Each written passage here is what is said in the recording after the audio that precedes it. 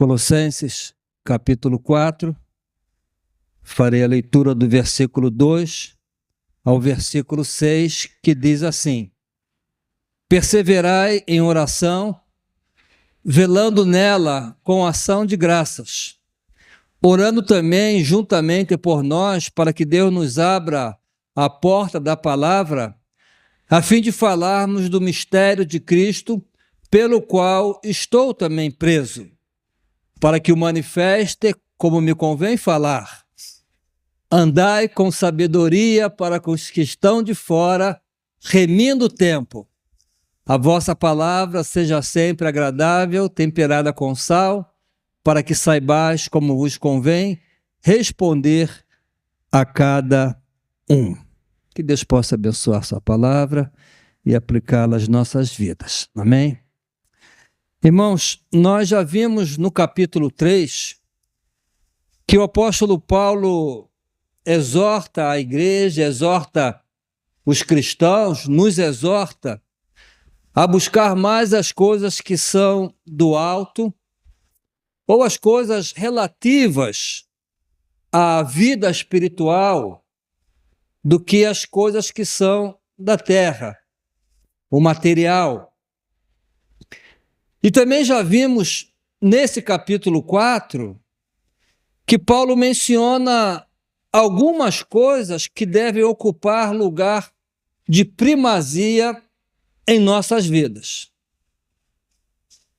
Para ser mais exato, Paulo menciona 3 coisas. Já falei de 2, que consiste em dar primazia à oração. Lá no versículo 2, Paulo diz: perseverai em oração. Perseverai em oração. A segunda coisa que falei consiste em dar lugar de primazia à palavra. O apóstolo Paulo dava lugar de primazia à palavra de Deus. Lá no versículo 3 ele diz assim: orando também juntamente por nós, para que Deus nos abra a porta da palavra, a fim de falarmos do mistério de Cristo, pelo qual estou também preso. Paulo estava preso, ele podia pedir oração pela sua liberdade, pelo seu bem-estar ali na prisão, por proteção, mas a maior preocupação de Paulo era pregar a palavra, porque a palavra ocupava lugar de primazia na sua vida. Ele valorizava a palavra. Hoje veremos a terceira coisa que deve ocupar a primazia ou a prioridade que encontramos nesse texto da carta de Paulo aos Colossenses, e que está exatamente nos versículos 5 e versículo 6, quando Paulo diz assim: andai com sabedoria para com os que estão de fora, remindo o tempo. A vossa palavra seja sempre agradável, temperada com sal, para que saibais como vos convém responder a cada um. Então Paulo diz lá no versículo 5, andai com sabedoria para com os que estão de fora, remindo o tempo. Aqui Paulo está a falar, irmãos, da urgência do testemunho do Evangelho. A urgência de se pregar a palavra, de se pregar o Evangelho. A urgência do testemunho do Evangelho está implícita na frase remindo o tempo, que significa aproveitar bem o tempo. A Nova Versão Internacional traduz esse texto da seguinte forma: aproveitem ao máximo todas as oportunidades. Todas essas expressões, remindo o tempo, aproveitar bem o tempo, aproveitar ao máximo todas as oportunidades, todas essas expressões nos remetem à urgência do testemunho do Evangelho.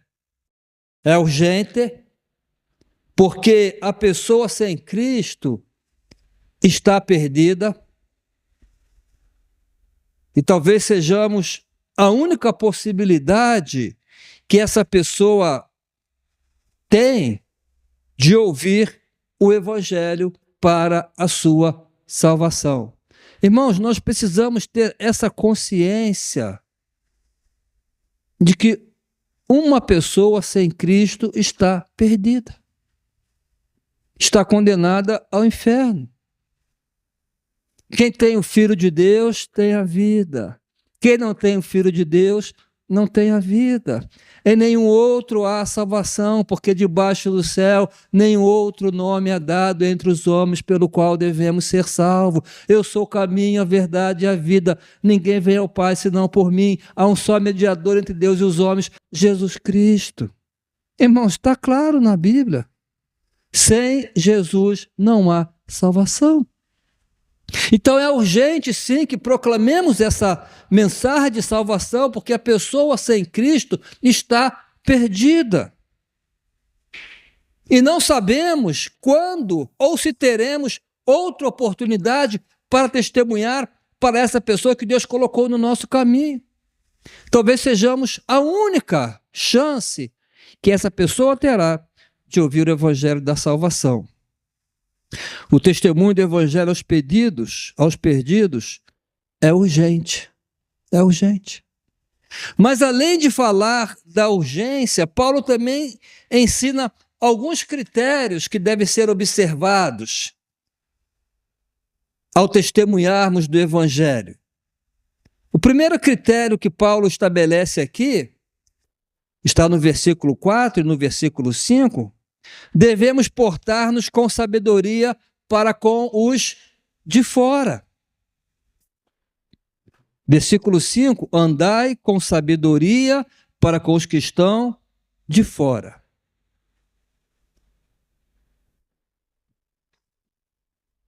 Outra versão diz assim, sejam sábios no procedimento para com os de fora. No procedimento.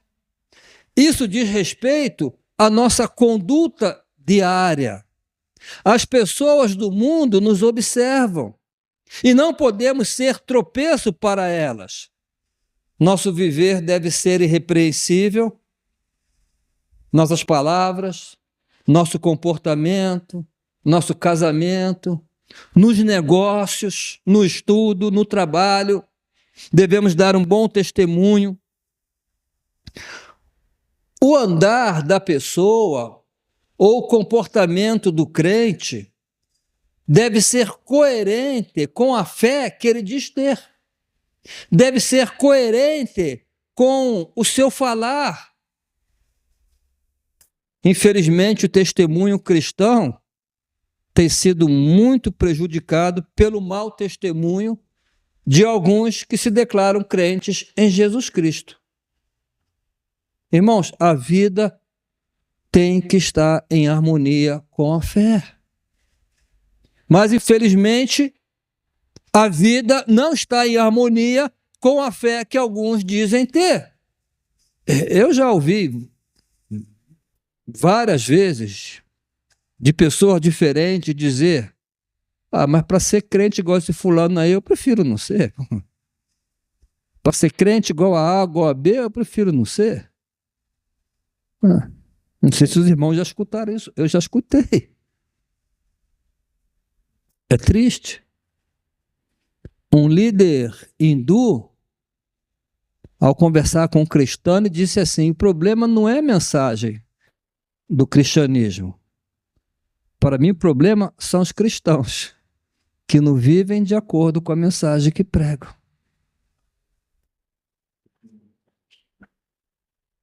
A expressão os de fora, quando Paulo diz aqui, que devemos andar com sabedoria para com os que estão de fora, esta expressão é usada aqui para referir-se àqueles que estão lá fora, que não são cristãos, que não têm Jesus. Então, esse é um critério importante que devemos seguir se queremos ganhar os cristãos para Cristo, ou melhor, os não cristãos para Cristo. Andar com sabedoria, cuidar do nosso procedimento do nosso testemunho. Um segundo critério estabelecido por Paulo é que devemos aproveitar as oportunidades. Ele diz: aproveitem bem, sejam sábios no procedimento para com os de fora, aproveitem ao máximo todas as oportunidades. Devemos aproveitar ao máximo as oportunidades para anunciar as boas novas do Evangelho aos perdidos. No verso 3, Paulo pede que orem por portas abertas para a pregação. Ele diz ao mesmo tempo: orem também por nós para que Deus abra uma porta para a nossa mensagem, para que Deus abra uma porta da palavra, a fim de falarmos, a fim de pregarmos.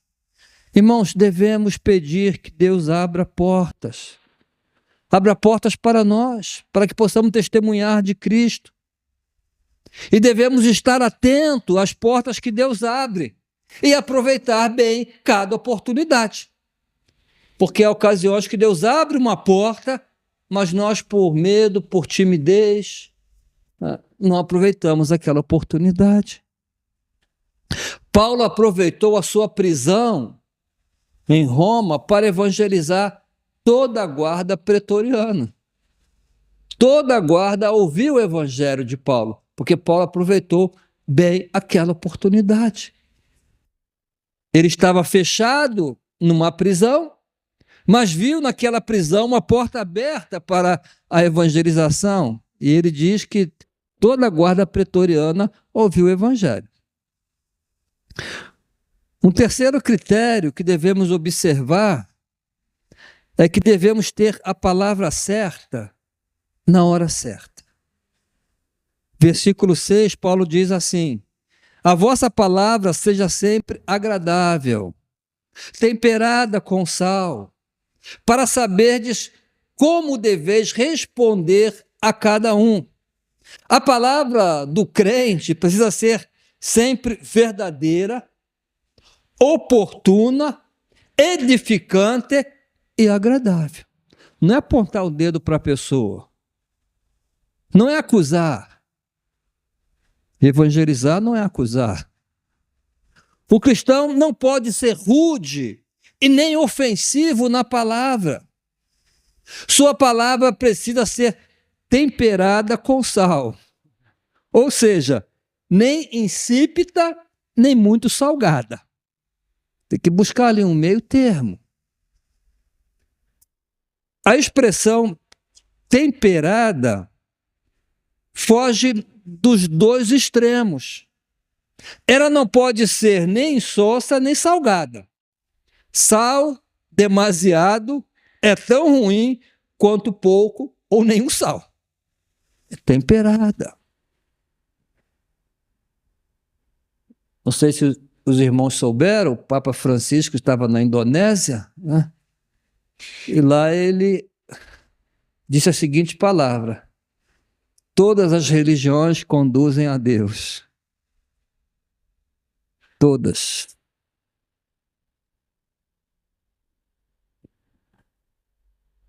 Não foi sábio na sua palavra. Talvez para agradar lá os da Indonésia, não sei, né? Aí falou isso, está sendo criticado, e até dentro do mundo católico está a receber crítica. Aí ele disse mais: as religiões são como o idioma. Temos idiomas diferentes, mas seja qual for o idioma, tu pode comunicar-te com Deus. Com português, com inglês, com italiano, não importa, é o idioma, Deus ouve. Aí ele diz que a religião é como o idioma. Aí o problema, sabe o quê? Que religião nenhuma leva o homem a Deus. Sabe o que é religião, irmão? Religião vem do latim religare, que significa religar. A religião é a tentativa humana de religar o homem com Deus. Aí estabelece as suas regras, os seus dogmas, as obras, aquilo que é necessário para levar-nos a Deus, mas deixa Jesus de lado. Quem nos religa a Deus não é nenhuma religião. Jesus disse: ninguém vem ao Pai senão por mim. É Jesus. É só Ele que pode conduzir o homem a Deus. Nenhuma religião. Nenhuma religião. Inclusive, as pessoas que Jesus mais teve problema foram com quem? Com os religiosos da época. Se deu bem com as prostitutas, se deu bem com os cobradores de impostos, né? Mas quem chocava com Jesus? Os eruditos, os escribas, os fariseus, os religiosos. Né? Religião nenhuma leva o homem a Deus. Essa palavra do Papa foi uma palavra insípida. Mas também devemos ter cuidado com outro extremo. De dizer que só a minha igreja vai levar a pessoa a Deus. Ou tem que ser da minha religião. Ou dizer que a religião daquela pessoa é do diabo. Até é, mas não vou dizer porque eu vou ofender a pessoa. E jamais vou conquistar a simpatia, a confiança da pessoa a entrar num conflito. Não vou falar mal de Maria. Domingo passado, quando terminou o culto, uma senhora que estava aqui, depois me procurou. Pastor, eu queria fazer uma pergunta. Eu falei, pode fazer. Por que vocês não adoram Maria? Não, por que vocês não gostam de Maria? Aí eu falei, quem te disse que nós não gostamos de Maria? Sim, nós gostamos de Maria, admiramos Maria. Maria é um exemplo para nós, né, de fé, de fidelidade, de abnegação. Né? Foi uma santa mulher de Deus. Não, mas vocês não rezam o rosário lá, o terço. Eu falei, aí já é outra coisa, né? Eu falei, aí a senhora conhece a Bíblia? Muito pouco. Eu falei, eu conheço mais ou menos. Eu nunca achei na Bíblia nada ali que Maria... Não, mas Maria mandou. Maria mandou quem? Aí eu falei para ela, sabe, a única coisa que Maria mandou a gente fazer foi lá quando Jesus transformou a água em vinho. A única ordem de Maria foi a que ela deu aos serventes: fazei tudo o que ele vos mandar. Essa é a palavra de Maria para nós, obedecer a Jesus. E se a senhora quiser, a gente pode estudar mais, conversar, mas sim, nós admiramos muito Maria. Maria é um exemplo para nós. Mas tem gente que, não, que Maria, não, idólatra, né? Por crer em Maria. Não entra por aí. Não entra por aí. Então tem crente que quando procura evangelizar alguém, parece estar mais preocupado em ganhar uma discussão do que ganhar a pessoa para Cristo. Aí entra na discussão, entra no conflito. Irmãos, não basta ganhar uma discussão, precisamos ganhar as pessoas para Cristo. Então a nossa palavra tem que ser temperada com sal. Ter uma boa palavra na hora certa. Então, para concluir, essas são 3 coisas que realmente devemos buscar, que precisam ter lugar de primazia na nossa vida. Oração perseverante. Paulo diz, perseverai na oração. Ler e obedecer a palavra. E testemunhar de Cristo aos perdidos para que se salve. Deus quer que nos ocupemos, pelo menos com essas 3 coisas. E que o Senhor nos ajude. Amém?